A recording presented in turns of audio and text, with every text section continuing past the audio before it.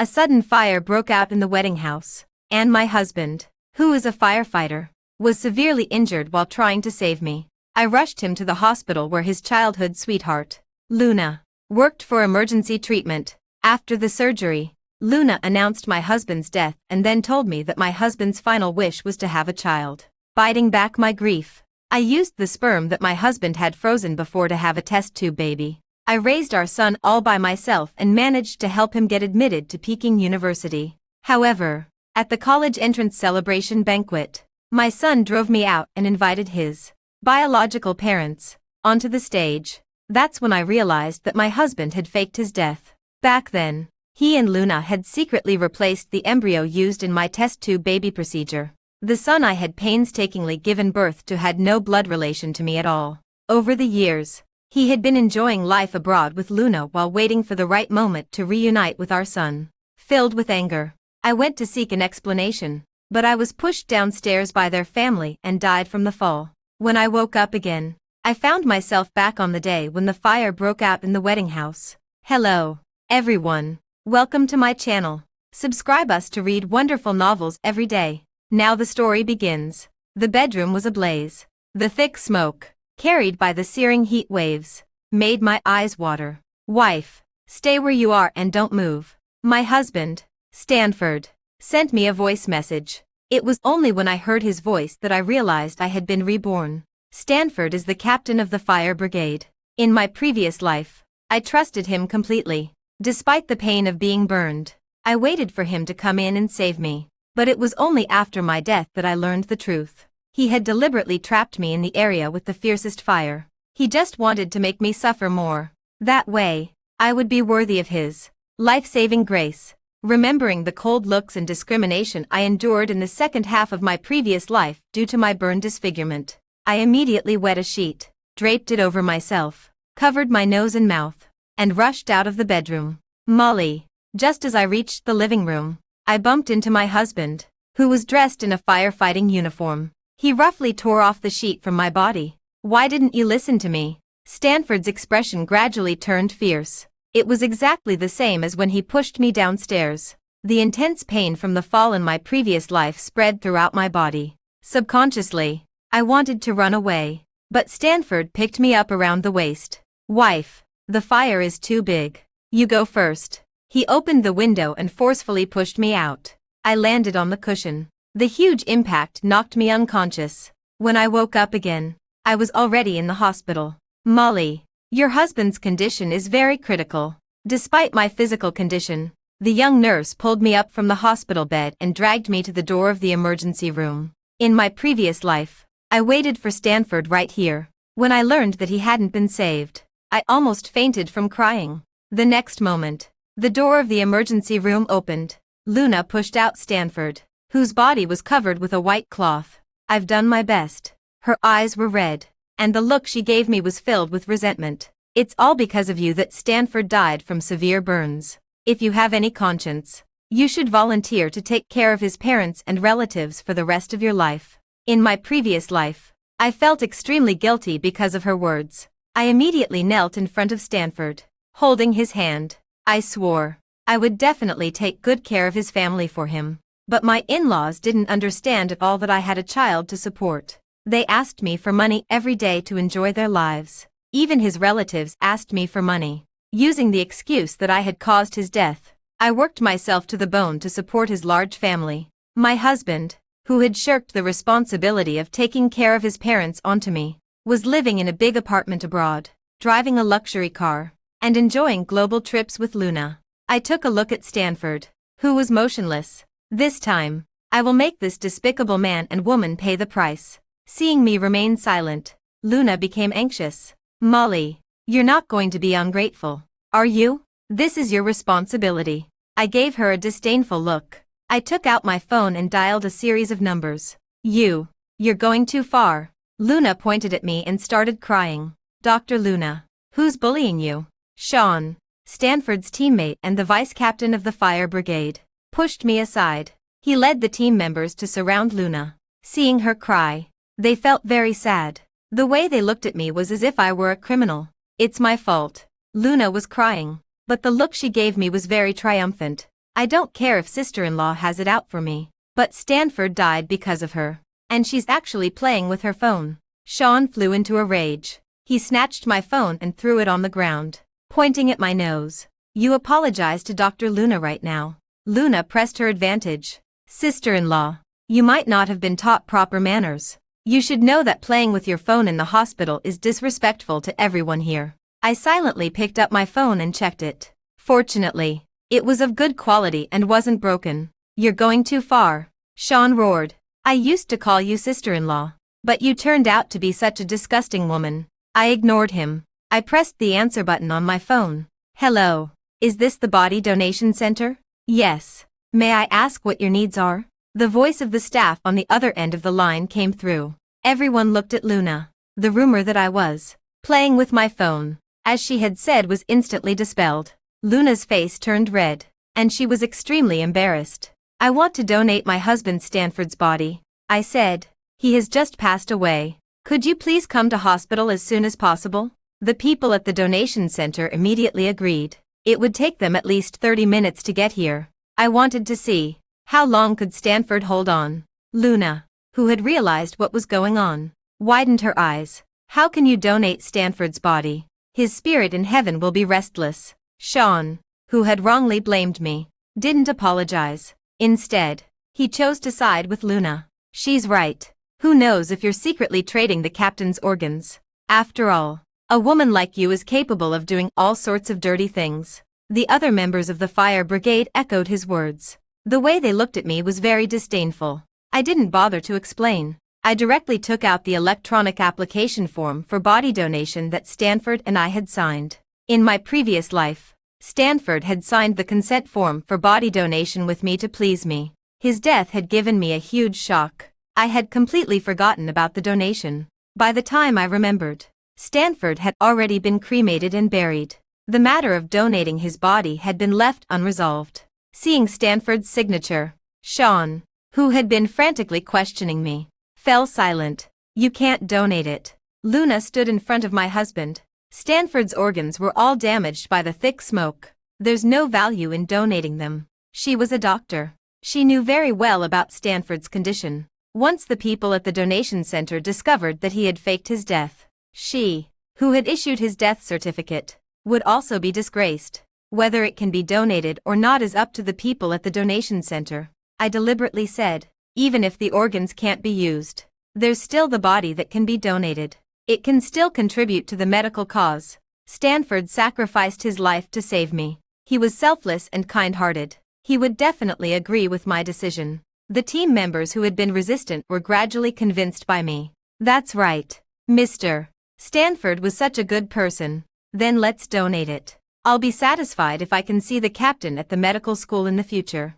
I noticed that Stanford's toes under the white cloth were trembling slightly, and the white cloth on his forehead was soaked with cold sweat. Once it was discovered that he had faked his death, the good reputation he had painstakingly built up would be completely destroyed. Failing to oppose it, Luna's eyes flickered, and she raised her voice. Actually, Stanford had another last wish. She grabbed my hand. He wanted you to have a test tube baby and give birth to his child. Since you've already caused Stanford's family to have no heirs, you should give him an offspring. As Luna spoke, she winked at the people around her. Her subordinates came back and controlled me. She urged, I've already asked the doctor in the reproductive department to help thaw the sperm. If you don't go now, the sperm cells will lose their viability. You can't afford to bear the responsibility for Stanford's family having no heirs. In my previous life, I had been full of the thought that the child was a continuation of Stanford's life. Despite my weak physical condition, I went ahead with the test tube baby procedure. As a result, I gave birth to the illegitimate child of her and him. After our son grew up, he contacted them behind my back. Under the brainwashing of Stanford and Luna, he saw me as a free nanny that he could order around at will. Once he didn't need me anymore, he kicked me aside and recognized his biological parents. Their whole family was leeching off me. This time, I wouldn't let Luna succeed. I clung tightly to Stanford's bed.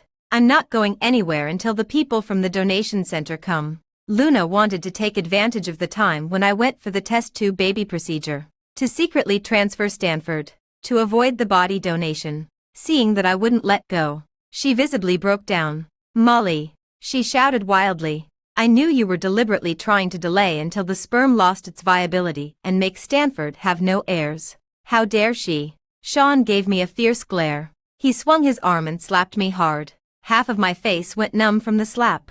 You have to go today. He gritted his teeth, looking as if he wanted to kill me with his eyes. If it wasn't for you deliberately setting the fire at home to get Mr. Stanford's attention, how could he have died? You owe him a child. You can never repay the kindness he showed you in your entire life. I deliberately set the fire. I was stunned. Sean became even angrier. You still dare to argue in the face of the evidence. He threw his phone at me. It showed the chat records between him and Stanford. The time was after I had reported the fire. Stanford had complained to Sean the moment he could, saying that I was deliberately setting the fire again, accusing me of being jealous, throwing tantrums, and wasting social resources. But I had never deliberately set a fire. When the fire broke out in the wedding house, I was cleaning the bathroom. I didn't have the opportunity to come into contact with the source of the fire at all. After being married for so many years, I understood how hard it was for him to be a firefighter.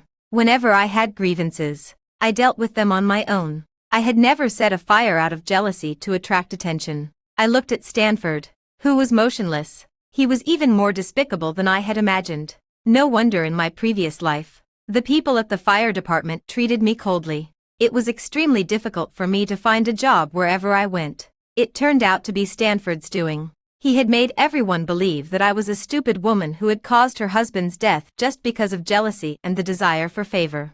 Got nothing to say now, do you? Sean was rather proud. Guys, let's go together and drag Molly to the reproductive department for the surgery. I could barely deal with Luna's assistance. But against these well-trained firefighters, I was no match for them at all. In a moment of desperation, I grabbed the knife on the table and pressed it against my abdomen. Come on, I threatened them. If you dare to come any closer, I'll immediately make myself infertile. Sean and the others didn't dare to act rashly. I looked at my watch. There were still 10 minutes left. As long as I held on, I would win. Luna obviously noticed this, and she shouted wildly, "Catch her quickly. She doesn't dare to really stab herself. If Stanford's sperm cells really lose their viability, who will be responsible?" Right, she doesn't dare. Sean led the people and continued to approach. I really wouldn't have dared in the past, but this minor injury was nothing compared to the hardships I had endured in my previous life. I stabbed the tip of the knife into my abdomen. Blood quickly stained my shirt red. Sean froze in place. Luna went crazy. She still wanted to use my womb to give birth to a child for free and without pain. How could she be willing to let me really become infertile? She stared at me intently. Suddenly, she seemed to think of something and took out her phone to send a text message with a sinister smile. Time passed by bit. More and more blood was flowing from me. As long as I held on for another 5 minutes, I could. You bitch. Give me back my son's life. My father-in-law and mother-in-law suddenly appeared, taking me by surprise. They both kicked me down. My mother-in-law stepped on my neck, grabbed my hair, and showed off. We've already called the police. You deliberately set the fire and killed my son. They'll arrest you and investigate you right away. I was being stepped on so hard that I couldn't breathe. I subconsciously let out a cry of pain. Hearing my painful voice, my mother-in-law became even more proud. Officer, it was her who set the fire. She shrieked. Take her away quickly. Don't delay my son's burial. The police officer couldn't stand it. He quickly pushed my mother-in-law aside and helped me up from the ground. Hello, Miss Molly, the officer said. Since you're suspected of deliberately setting the fire, we need to take you back to the station to make a statement. Get her out of here quickly. My mother-in-law was shouting beside us. She couldn't wait to drive me out. I then realized that my in-laws also knew that Stanford had faked his death. They were on the same side as Luna. No wonder in my previous life they had asked me for money without any scruples. I had been kept in the dark in the whole family. In my previous life, I had worked hard for them. Now it was like a knife stabbing into my heart. I'm not the murderer, I said calmly. The real murderer is someone else. If you arrest me, he will definitely take the opportunity to run away. The police officers immediately became alert. Who is it? Speak up quickly. I pointed at Stanford, who was covered by the white cloth. It's him. The scene was as silent as death. Luna's face turned from red to green. She shouted even louder. Molly, you're so heartless. Stanford died because of you. And you actually dare to frame a dead person. She looked at the police officer. I request that the judge impose a severe punishment on her and make her repent and atone for her sins in prison. Sean immediately chimed in to support her. Stanford was our recognized good captain. He would never set a fire. I didn't expect that even after his death, you wouldn't let him rest in peace. If I had known this would happen, I shouldn't have let him marry you. He wouldn't have wasted his life saving a scum like you. I used to think it was just a simple accident. In my heart, Stanford was the person who loved me the most in the world. He couldn't possibly hurt me, until he pushed me downstairs and I died from the fall. I then realized that he had deliberately set the fire to create an opportunity. He was the captain of the fire brigade. No one would suspect him. This was the man I had loved. He had been calculating me from start to finish. I gave a bitter smile. I have evidence. Luna shuddered. She stared at me with a look of fear. Suddenly, she covered her head and let out a scream, attracting everyone's attention. Give her a sedative quickly, she said with certainty. Molly is having hallucinations because of the fire. Everything she said is false and can't be believed. Everyone stood still. I looked at Luna with a complicated expression. Compared to me, she seemed more like she had lost her mind. Luna gradually broke down and became hysterical. I'm a doctor. You don't believe me, but you believe her. The officers looked at each other. Miss Molly, we're not sure if you have psychological problems. The safest way is for you to come back to the station with us for an investigation right away. Luna let out a sigh of relief. I held on to Stanford's transfer bed tightly. I'm not leaving until the people from the body donation center arrive. My mother-in-law's face immediately darkened. She straightened her back and pointed at my nose, cursing. Don't try to cling to my son. Get out of here now. Sean reached out to pull me. He was so strong that he dragged me to the ground. You don't dare to go. I'll take you there myself. I don't believe we can't find out that you're the one who killed Mr. Stanford. The members of the fire brigade swarmed forward. They were going to drag me out of the hospital. I struggled desperately, and the scene was in chaos. Which one is Miss Molly? The staff member with the logo of the donation center came up to me. Excuse me, are you Mr. Stanford's wife? Molly. My heart ached. After waiting for so long, they had finally arrived. Do you really want to donate the body? My mother-in-law was stunned and quickly stood in front of Stanford. No one is allowed to touch my son's body. Get out of here now. The staff member took out the printed donation certificate. There was Stanford's handwritten signature on it. This was signed by Mr. Stanford during his lifetime and has legal effect. We can legally receive his body without the consent of the family members. And we have also invited the city TV station to broadcast the whole process live. The reporter holding the camera said, We all feel sorry for Mr. Stanford's sacrifice in the line of duty. We especially want to take him as an example to set up a model of selfless dedication to society. With a live broadcast of the donation, I wanted to see how Stanford could still pretend to be dead. Luna remained silent. There was cold sweat all over her face. My mother-in-law, whose legs were so weak with fear, simply collapsed to the ground with a thud. You can't donate it. You just can't donate it. Unless I'm dead. Anyone who dares to touch my son, I'll fight them to the death. While wailing, she winked at my father-in-law. The old couple had a great deal of tacit understanding. They both lay on the ground and acted shamelessly. The staff member had encountered such a difficult situation for the first time. He looked at me with his eyes, asking for help. Mom, donating the body is a good deed that shows love and kindness. I deliberately said, Are you hiding something if you're making such a fuss? My mother-in-law froze instantly. She didn't even dare to breathe loudly. She was afraid of revealing something and being discovered. We can't wait any longer. The organs will lose their viability. The staff member wanted to take Stanford into the operating room. The reporter turned on the camera and prepared for the live broadcast. Luna's legs went weak. She grabbed the door of the operating room and blocked it firmly. You can't go in. She gritted her teeth and said, I've already examined him. All of Stanford's organs have failed and can't be used at all. If the organs can't be used, there are still the corneas that can be donated. I reminded her in time. Luna immediately covered Stanford's eyes with her hand and emphasized, His eyes have been damaged by the smoke and can't be used either. The staff member was very disappointed.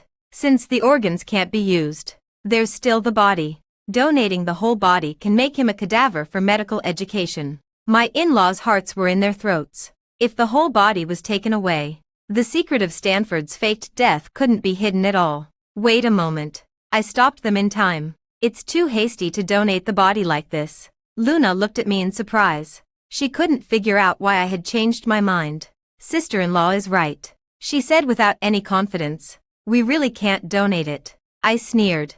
In my opinion, we should first hold a 3-day memorial service so that the people of the whole city can bid farewell to Mr. Stanford's body properly before donating it. If he was easily found out to be faking his death, it would be too easy on him. He had made me suffer so much. He had to pay the price. My mother-in-law realized the seriousness of the problem and started to quibble. My son just wants to be buried in peace. Don't hold a memorial service for him. Auntie, leave this matter alone. Sean had a serious expression, and tears were welling up in his eyes. Mr. Stanford is not only our captain but also our good brother. I must make sure the memorial service is held. Only in this way can everyone remember his dedication. The members of the fire brigade protected the transfer bed tightly. I'll take Mr. Stanford's body away. No one is allowed to interfere. Sean's tone was decisive. He immediately took Stanford's body and left. The plan of faking his death had failed. My mother-in-law was so angry and worried that she fainted in front of the operating room. I ignored her. I first went to the nurse's station to have my wound simply bandaged. Then I went back to the station with the officers to cooperate with the investigation. Because I had a good attitude and actively cooperated, my suspicion was quickly cleared. I was released 2 hours later. I went to the fire brigade. Sean and the others were choking up as they arranged the memorial service. They truly regarded Stanford as a brother and respected him as the captain of the fire brigade. I didn't know how disappointed they would be when they found out that Stanford had faked his death. Stanford, wearing only a thin pajamas, was put into the ice coffin. His lips had turned purple from the cold. He would be frozen to death before tonight. Unfortunately, there were people coming and going in the morning hall. He didn't even have a chance to come out and relax. He could only pretend. In the evening, I turned on the pinhole camera that I had secretly left at the scene. Sure enough, my father-in-law and mother-in-law were there. They opened the ice coffin and helped Stanford out. They first pasted a lot of warm baby patches on him. Then they covered him with a thick quilt. My mother-in-law looked at him with pity. Son, hold on for another 3 days. Once the 3 days are over and the formalities are completed, let Luna go far away with you. Stanford had been severely frozen. He didn't even have the strength to raise his hand. He could only let his mother feed him. Who came up with this idea? He said unhappily. My mother-in-law looked disdainful. Who else could it be? Of course, it's that bitch. Stanford was shivering, and his eyes were fierce. I should have set a bigger fire and burned her to death. Then I wouldn't be lying in this ice coffin, freezing and starving. I knew he was the one who had harmed me. Hearing him admit it with my own ears, I still couldn't help feeling disappointed. Stanford and I met in college. At that time, he was sunny, cheerful, and humorous. He took care of me meticulously. I naively thought I was the love of his life. After getting married, I found out that he had a childhood sweetheart. He always told me not to think too much. I let down my guard, but he calculated me to death for her. Mom, did Molly go for the test tube baby procedure? Stanford suddenly asked. My mother-in-law shook her head. There were too many things going on that day, and she managed to run away. Stanford frowned and was visibly angry. Luna is afraid of pain and can't give birth. After I leave, you must use whatever means necessary to make Molly give birth to my baby with Luna. He felt sorry for Luna. He didn't want her to suffer the pain of childbirth, but he was willing to use my womb to give birth to their baby. Remembering the way my ungrateful son laughed heartlessly when he pushed me downstairs in my previous life, I touched my abdomen. Since he didn't know how to be a decent person, he shouldn't be born. The three of them talked non-stop. I quietly backed up and saved the video evidence. People came to the memorial service every day. There was no way to find someone else to replace him. Stanford had to endure it while lying in the ice coffin. His condition got worse day by day. The 3-day memorial service ended. It almost cost him his life. My mother-in-law saw this and felt extremely sad. You've made enough trouble. I'm taking him away. She had already prepared a hearse. She was waiting to secretly send Stanford abroad tonight. Let him live a carefree life abroad. I wouldn't let Stanford have his way. Mom, why are you in such a hurry? I pointed behind her. The old professor in a white coat led a group of medical students in, bowed, and presented flowers to Stanford. What are you up to now? My mother-in-law was very nervous. She protected the ice coffin with her body. Dr. Luna has already said that my son's organs can't be donated. Don't even think about doing anything to him. The old professor smiled slightly. Madam, you've misunderstood. We're from the medical school. My students are about to graduate and enter society. This is a great opportunity. I want to use Mr. Stanford's body to give them the last anatomy class. I had contacted him through the Body Donation Center. As soon as he heard about the opportunity to dissect a body, the old professor immediately agreed. He brought his students over. He regarded this dissection as extremely important. He invited several media outlets to come and broadcast it for publicity. Seeing the reporters holding cameras coming over, my mother-in-law's face turned blacker than ever. What dissection? I think you just want to harm my son and use his body to do bad things, she shouted.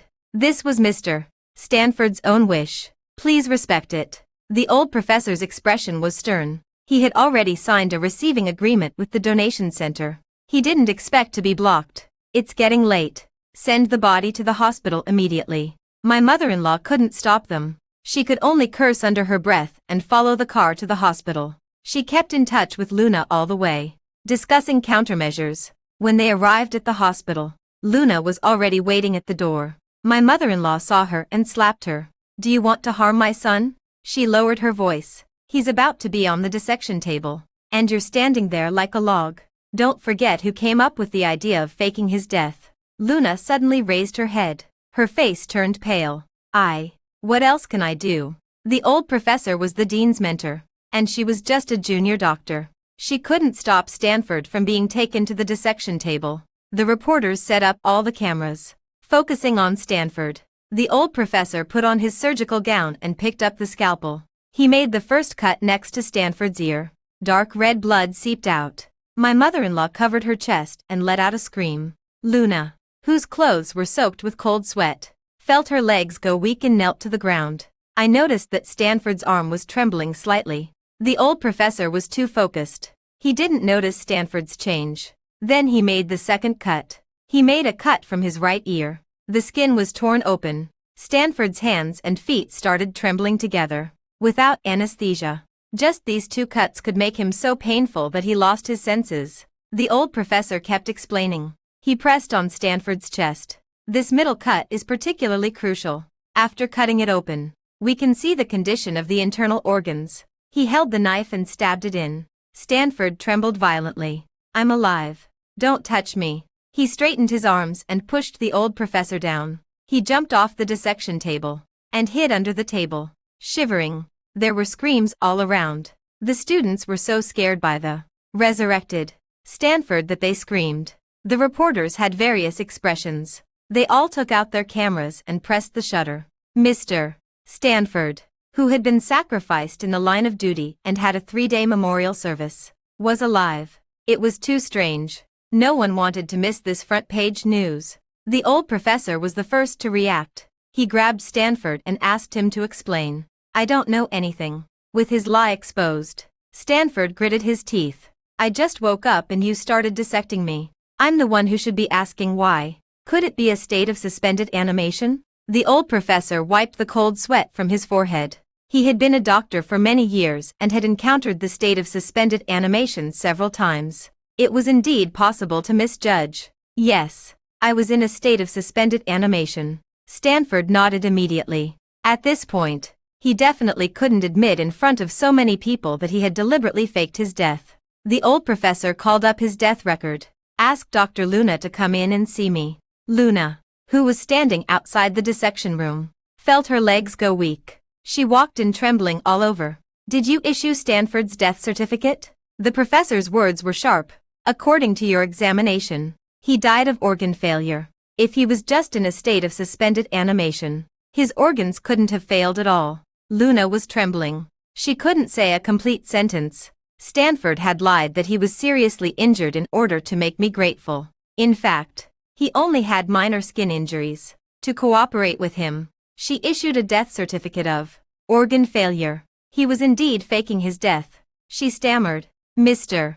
Stanford was rescued from the fire. I misjudged his condition. It's okay. I won't pursue it. Stanford covered for Luna. This is just a small medical accident. Dr. Luna didn't do it on purpose. The old professor's eyes lingered between the two of them. In that case, let it go. Stanford was overjoyed. He thought his lie hadn't been exposed. Come over and apologize to Dr. Luna right away. Stanford said to me unhappily, if it wasn't for your bad attitude, how could Luna have made a wrong diagnosis? He still thought I was the Molly who obeyed him in everything, even if Luna made a mistake. His first reaction was to ask me to take the blame for her. Are you kidding me? I sneered. Dr. Luna has never made a mistake. What do you mean?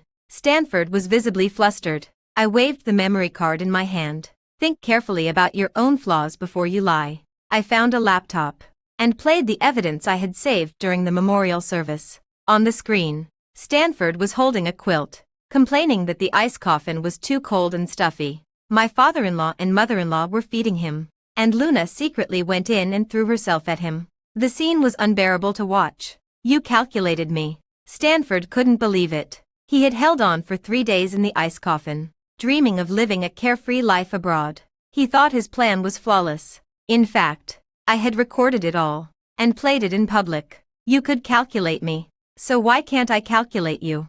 I laughed out loud. The reporters swarmed forward and surrounded Stanford. Mr.